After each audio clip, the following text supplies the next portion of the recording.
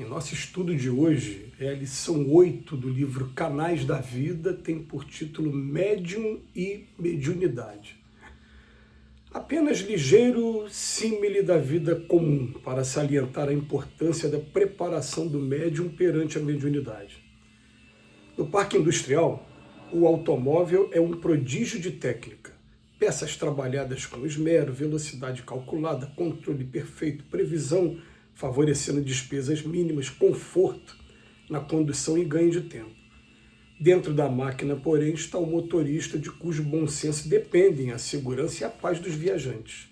Se o motorista não protege o carro, não lhe dispensa a atenção fora do movimento, se abusa da sua capacidade ou se não respeita as leis do trânsito, por mais haja havido perfeição nas oficinas para a construção do veículo, será muito difícil conservar o automóvel ou escapar de riscos graves.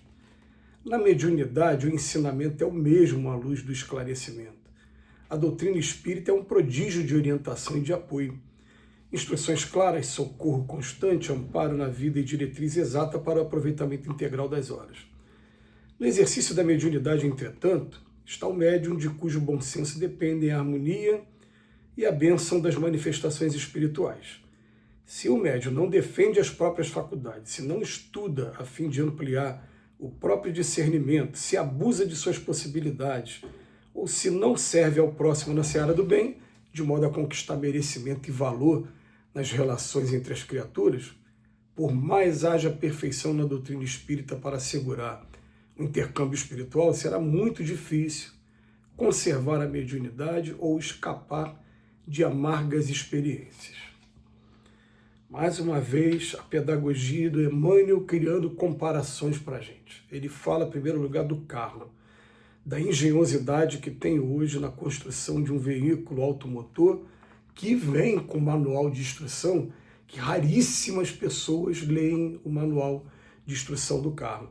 As pessoas querem mais o básico, onde eu coloco gasolina, onde eu abasteço, como é que eu abasteço, ou então agora é energia elétrica, ou então é gás, ou então o carro hidráulico, aonde eu abasteço? Se furar o pneu, aonde está o macaco? Onde tá? As pessoas querem saber do básico. Aí tem um belo dia que aparece lá uma luz acesa lá no painel e você não estudou aquela luz. Aí você tem que ver o que é. Eu vou ver depois. De repente alguma coisa muito grave, esse depois pode custar muito caro porque a gente não teve o cuidado de ler o manual do carro. Mas o Emmanuel vem chamar a atenção. Não adianta nada todo esse controle, toda essa engenhosidade, se o motorista não tiver o discernimento, ele coloca aqui, se ele não proteger o carro, não dispensar atenção fora do movimento, se abusar da capacidade do carro, peso, lotação, ou se não respeitar as leis de trânsito, ele vai colocar em risco a vida dele e a vida de quem também estiver junto com ele. O Emmanuel faz a comparação com a mediunidade e vem falar, mediunidade, vamos colocar uma coisa na cabeça, né? A gente descobre que todos somos médiuns de alguma maneira, porque, na verdade, a comunicação dos espíritos com a gente, ela acontece pensamento a pensamento e de maneira muito sutil, que a gente não consegue perceber que está tendo uma intervenção de terceiros, sabe? As mensagens vão chegando para a gente em forma de ideias. E como eu não estou vendo ninguém, nem ouvindo a voz de ninguém, não estou sabendo identificar, na maioria das vezes, de onde vem, eu estou recebendo essas influências dos espíritos. Agora, quando a gente descobre, de alguma maneira, que a gente tem uma mediunidade um pouquinho mais ostensiva, e como é que a gente vai ter essa certeza? Eu estou ouvindo espírito, eu estou vendo espírito, ou então eu tenho uma facilidade de ser influenciado muito rápida. As pessoas chamam às vezes a gente de bipolaridade, né? Enfim, essas influências que a gente está recebendo. Quando eu descubro isso, eu vou ter na doutrina espírita um roteiro seguro quando eles começam a falar de mediunidade. Qual é o objetivo, a finalidade da mediunidade? Instrução dos homens, consolo para os homens. Mostrar para todo mundo a imortalidade da alma, lei de causa e efeito, né? Principalmente isso, e comunicabilidade com os espíritos, que sempre existiu, sempre vai existir. Então, essa é a finalidade principal. Se você começa a desviar a finalidade, até no estudo da doutrina espírita se fala muito nisso, né? O ponto inaugural na história da humanidade, da mediunidade realmente séria, foi no dia do Pentecostes, que está lá narrado no livro Atos dos Apóstolos, quando, mesmo sabendo da proibição de Moisés, né, que quem tivesse manifestação espiritual poderia ser condenado à morte, porque Moisés, no seu Pentateuco, fez essa condenação. Ele sabe também que depois que Moisés fez essa condenação, todos os profetas do Velho Testamento foram assassinados quando descobriram que eles se comunicavam com alguma coisa além da matéria, com exceção de Elias e Enoque, que são dois profetas que as Escrituras apenas dizem que eles foram arrebatados. Jesus também tem um momento muito significativo, que Jesus sobe o monte com Pedro, Tiago e João, chega lá em cima e encontra Moisés, que já havia desencarnado há muitos anos, e Elias também, que já havia desencarnado também há muitos anos. Na hora de descer, ele fala para os discípulos: não comenta com ninguém o que vocês viram aqui. Tá? Por quê? Tinha a proibição de Moisés também.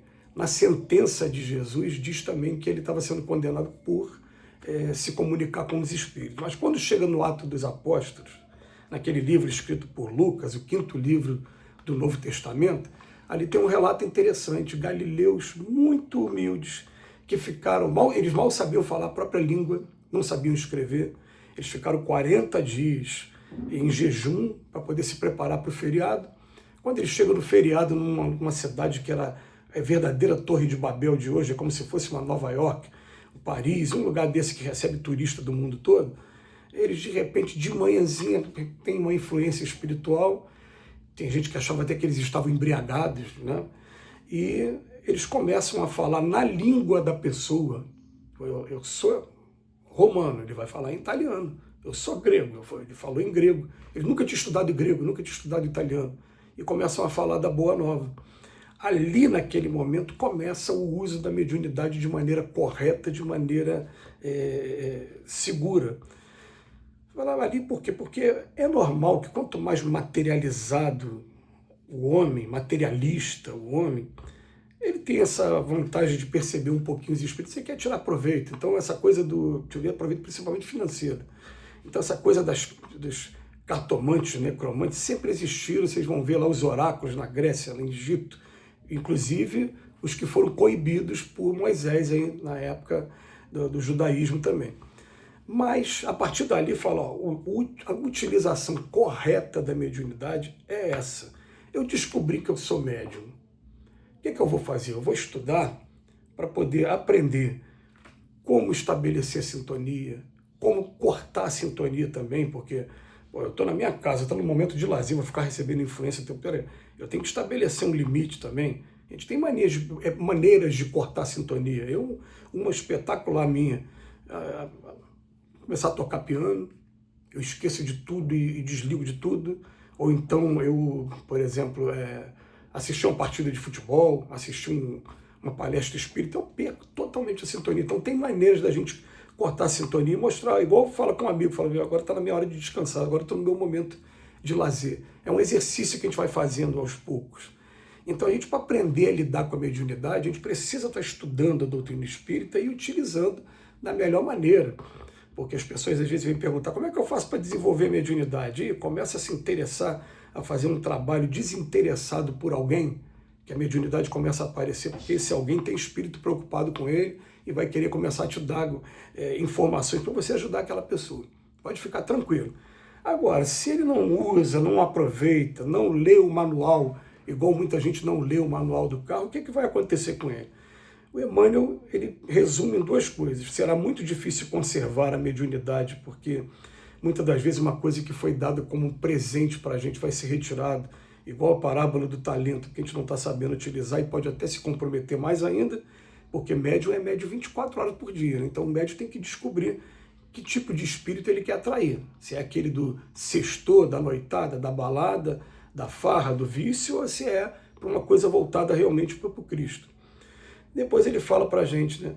Ou escapar de amargas experiências, se você também não direcionar o estudo, não souber como canalizar, o que vai acontecer? Você vai acabar sendo médium de espíritos que vão te utilizar para fazer um montão de coisa errada e daqui a pouco uns cúmplices dos outros, como está aí respondendo e resgatando ao longo do tempo tudo que a gente fez de errado. Fica aí a mensagem de Emmanuel, que Jesus nos abençoe hoje e sempre.